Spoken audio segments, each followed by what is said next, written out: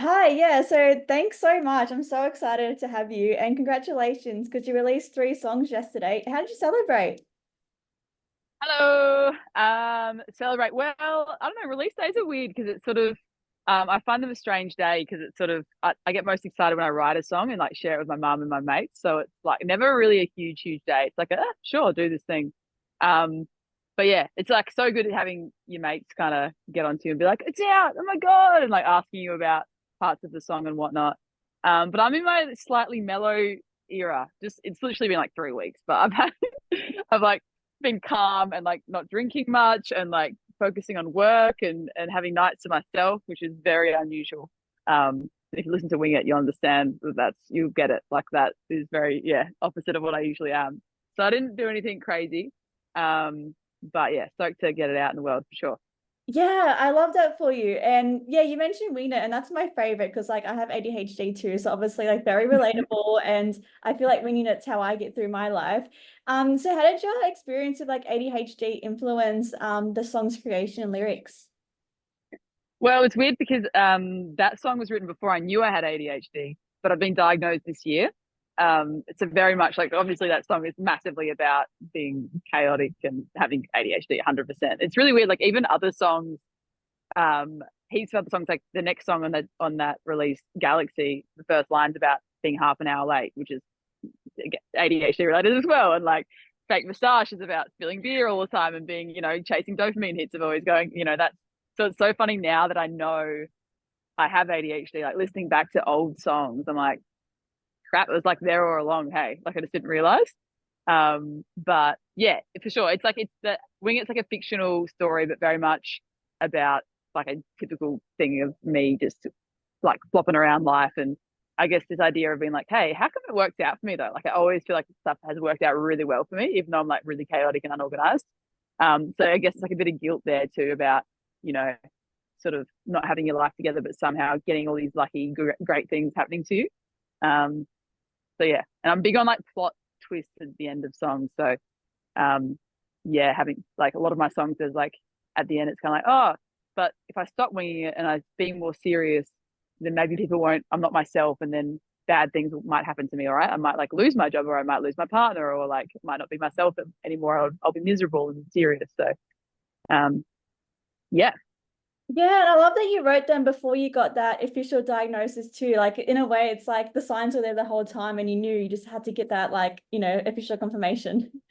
yeah, for sure. Yeah, and I've since wrote another song about ADHD as well, which now that I know I have it, which is more like it's very much okay. Here's the thing and about the and my journey with like taking medication and whatnot. But I can tell you if anyone's worried about taking medication and having your meds stop you being creative, if you're a muser or an artist, it absolutely doesn't. Like you'll Perfect. still be a creative red hot met from my experience anyway. It makes gets me. I just do more stuff. Like I'm more Yeah. productive. Yeah, it's Yeah. there's not enough medication in the world to like stop my nonsense creative like chaos brain. Like it helps, but it's not. There's still lyrics all over the place. Like yeah, every day there's like ideas and having for songs and whatnot. So mm. Yeah, but I love that your lyrics are over the place and chaotic because, it's relatable and I guess it kind of plays into like your recording process too. Because I know you mentioned that Fake Moustache, like it was a step away from being perfect and you recorded it in like one take. So how does that also play into how you actually record your music? Yeah, I just usually a lot. I like not to overthink recording. So in most because our band's a three piece, so whenever that second guitar line you hear in all of our songs, it's literally something that I've just noodled around with on the day. And our sound engineer Kyle and he mixes in St Kilda. He does a really good job of like being like that's the one and like using that and like piecing it all together. Same with like backing vocals and whatnot. So I very much, yeah, I guess wing it with recording too. Like, but yeah, I do find like I don't know. I'm trying to fight back against this thing of yeah, making the songs super perfect. Like sometimes I find the sound engineers themselves and like different people I've worked with over the years, they prefer it more perfect even than I do, which is super interesting. Like I guess they're more technically minded with trying to get like the best tone and sound and mix, which is great. But I just don't I like get really excited by the ideas and the creation. And I think it loses it for me when there's too much like attention to detail and the minor stuff. It's just not my how I. So yeah, with both Wing It and Galaxy, like they were recorded so long ago. Do you know what I mean? Like, and Yeah. it's so like Fake Moustache was recorded this year. And absolutely you could have done so much more to that song to make it, I guess, better. But I just didn't care. I'm like, yeah, I'm losing like, the enjoyment of going to the studio a million times to record the same song. So, if I'm not enjoying it, then no one else will. Like they'll be able to tell in the music. So I've got to enjoy it too. So just it was nice, liberating, I guess. Be like, yeah, sweet, let's just do it, and she'll be right, and just release it. Like, yeah. Yeah, and it's art, so I guess it's not meant to be perfect, and also saves you so much money because having to go to the studio and constantly record, it's very expensive, especially if you've got a day job and you're trying to balance, it's really expensive to be releasing all the time and recording. Yeah, I think this is too much. I don't know, like it is daunting to put yourself out there all the time, but I reckon there's heaps of musicians I know that just, including me, that you just sit on all these songs forever and you never release them. And I just kind of be like, I'd rather just get it out there, even if it's not the perfect time. Like, we're not doing a launch for this or anything. It's kind of a weird time to do it. But in my mind, it's like these songs are already too old. Like Yeah. there's like a backlog. Like I'd rather be focusing on the songs I'm writing like right now, and this like the lyrics actually are current in my life, rather than like doing a big release party for songs I wrote like 5 years ago. Do you know what I mean? Yeah. Yeah, there's no perfect, like I guess it's like there's no perfect time to release.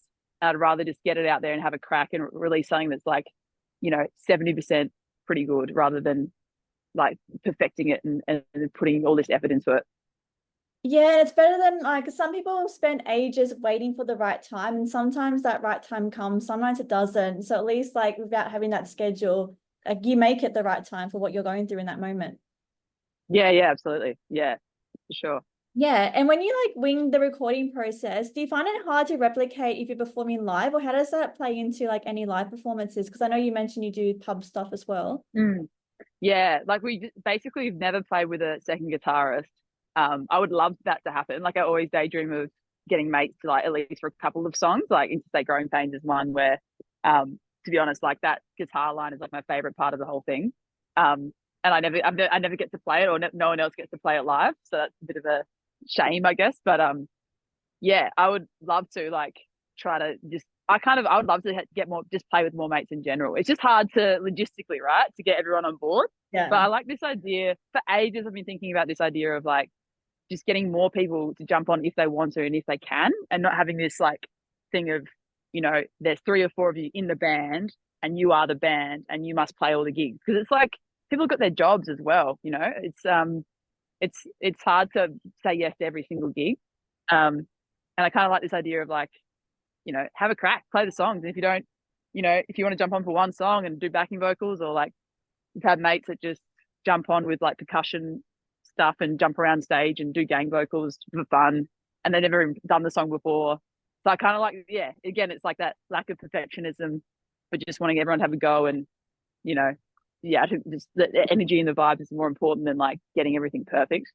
Yeah. Yeah, if you're in Melbourne and you want to play a shreddy guitar part, message us, because I'd love that. Yeah, it sounds so fun. You guys just sound like the coolest bunch of people to play with. So hopefully people that are in Melbourne hit you up. Yeah, hit us up, you do it.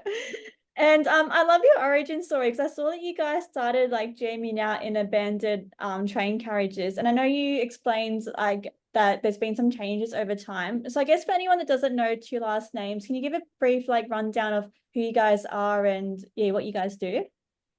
Yeah, sure. I'm just wandering around the streets because I can't sit still and it's dark. No worries at all. Yeah, so basically I started playing open mic nights in Sale on my own. Like when I first moved there, I was in like a feminist screamo punk band in Adelaide called Sabbath and the Knifey Wifey. So that got me like interested in original music and just gigging around. But then, yeah, in Gippsland, when I moved to Gippsland, I didn't know anyone and just had a crack. And it took me ages to find a drummer to play with, especially that kind of music. And I finally found Gary. And Gary's background, let's get into some light because I'm in the dark. Here we go. Is this better? Kind of. Yeah. Hey, not really. Gary's background, he's a funk drummer. And he never played punk before. and he used to play in cover bands and things. And he literally Googled on the first time we jammed punk beats. And the first time we jammed, like he didn't hit the snare drum at all, like barely. Like, and I was like, what? This is all I know in drumming is like punk drummers just smash the snare drum full like nonstop. So he was a really different kind of drummer, which is really cool because it made our kind of music a bit different, I reckon. And eventually we found Rach, who also met an open mic night, and she just they just like bought a bass within like a week after meeting them, never played bass before, and learnt it. I was just like, yeah, I was just like, you should join our band, like you're awesome. And just I kind of, I didn't think it would actually happen. And then like within a week, we're in. And they had their natural voice is like an octave above mine. So it was like perfect kind of range. And they added like that pretty kind of vocal thing to my like rough as like vocal. So it was really cool. But they have endometriosis and they had to leave the band. So since then we've sort of just been having different lovely bases filling in and doing different stuff. And like I said, the last 2 years I've been traveling so much that, it's been really funny. Like in WA, I had a whole like people learn all the songs to the last names. We did a show at the Bird. So we've done like random things like that in the last 2 years and haven't really been as consistent as we used to be. But it's kind of cool. Like that's another thing is like you don't have to do music the way everyone else is doing it. It's just like you can still release music even if you don't have like a huge band ready to go and play a million gigs. Like just release a song if that's what you want to do. If you want to like have different bass players come in and just have you and your drummer solid, that's fine as well. Or like we play without a bass, great. Just have like an octave pedal, which is cool. Like it's not as good, but it's like different. At least you get to like freedom of just messing around, and then your songs will sound a bit different for a while, and that's like a fun experiment. So I'm just a big like just give it a crack. Like no one's necessarily like fully ready. But it's really interesting playing in Gippsland. Like there's just not heaps of venue options, and we played at the old pubs and like at an art gallery launch once with like free champagne and everyone's really fancy. And we're just like, what are we doing here? But heaps of stuff like that. Once we played like at 2 p.m. in the Arvo to this queer social club with no booze, and they're doing like craft in the background. It's actually sick, but it's just like real funny. I just wasn't expecting it. So we've done some really wholesome gigs like that as well. But we put on our own shows as well, which is really fun because there's not that many like original music gigs like that in Gippsland, so that's rewarding. But now we're kind of selling out and doing the Melbourne thing, I guess. Well done, like that's huge. And you mentioned being different, and I guess that's what's great because that's what makes you unique and people want to come out and see you guys. And you guys seem so wholesome. I'm so bummed that I didn't get to see you in Darwin because like we were in the same part of the world and I didn't even get to see you perform. That's all right. You should everyone should, if you're in Darwin, go see Tang play because I played with them for a couple of shows. The Tang are awesome, they're so good. But I love Darwin. If I could just I want to do more shows in Darwin just to like hang out with everyone again. So it'd be cool. Great. I saw them. They opened up for Betty Ray's like a couple of weeks ago as part of Darwin Festival. First time seeing Tang, but they were awesome. Yeah. Oh, so good. Love it. Love Darwin so much. So my last question for you is like, so I know you've moved around a lot and stuff. So I guess what's next for you music wise, and where do you hope to go from here? Well, I've been playing music with different people as well. I'm not sure. Definitely like keen to like focus on music heaps now that I'm in Melbourne, whether it's like going to heaps of gigs, whether it's like recording a bunch, or playing. I kind of wanted to start an all girl band for 2 last names, to be fair. Like we're sort of in the work. Just to, that would be nice. Non-male band, different energy, different creative ideas. But like the kind of new thing is my friend has a studio, and so I'm keen to like spend a lot of time in that studio. And I'm a little bit obsessed with messing around with like electronic drum beats at the moment, and like doing little weird acoustic-y things. I tried to rap the other day, it wasn't good. But I'm keen to like do a bit more experimenting because it's been very like, as you can tell, I've got lots of like emo punk indie kind of influences in my songs, and the last 2 years I've been going lots of like bush doofs and let's just listen to different music, I guess. So I think it's like I would love to kind of like stray away a little bit from the usual sound for fun. But I don't really know is the answer. Is probably what the answer is, but there'll be something good for sure. Yeah, we have one other song that we haven't released yet as well, which I don't know what to do with, but it's called Hot Bean Juice. And actually, if you lived in a small country town, it's very relatable. It's very Gippsland, this one. It's like the last little like skerrick of Gippsland influence coming through in our final song, which we'll get out there at some point. But Yeah, yeah, never been there, so I'll have to definitely come for a visit, check it out, and see you guys and all that. do it for sure. Cool, thank you. That's pretty much all my questions. Was there anything else you wanted to share about, I guess, like these songs or your music that you want people to know? No, not really. Just well, just because you're from Darwin, Brooke, there's heaps of Darwin's like if you're a muso, I don't know. I felt so inspired like writing stuff there, and I went through like big heartbreak there too. So Yeah. I've actually got heaps of Darwin related songs too. So many that I'm keen to like record and whatnot. So once they're done, I'll send them to you straight to Futuremag. Yes, and Um, yeah, especially that heartbreak. I mean, because Darwin heartbreak is next level compared to heartbreak in other cities. well, it's a runaway city, isn't it? It's like, but yeah, but like it's just everything about it. It feels so real living there. It's just it just really makes your brain work in a different way. But yeah, combined with that and like making like all these amazing friends and just going to like community gigs and going to festivals there and partying and then having a guitar in the tropics when it's warm outside, man. Yeah, so there's a bunch of Darwin songs coming as well. But I just think it's just so good that everyone's thank you for supporting small artists, Brooke. Yeah, no Love worries at all. And hopefully, like, we'll see you come up for like Darwin Festival. It'd be great to see you guys like perform your Darwin songs at the iconic festival. Yes, love Darwin Fest. Absolutely. Yeah, so good. Thank you so much. No, thanks for your time. And yeah, we'll chat soon and I'll send you the link once this is up as well. Okay, sounds good. Cool. Bye. See ya, Brooke. Bye.